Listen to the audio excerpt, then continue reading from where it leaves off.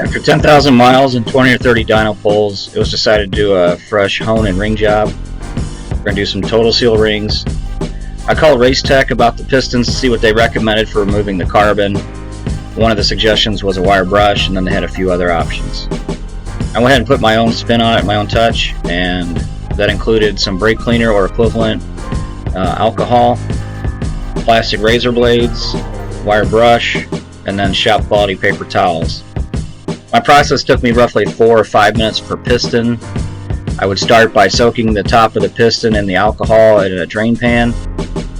Then I would use the razor blades and work on it for a little bit, and then work with the wire brush and some alcohol. So I would dip it and then do something, and then dip, and then eventually I got to the point where I was just rubbing a little bit of the excess to try to polish it with the paper towel.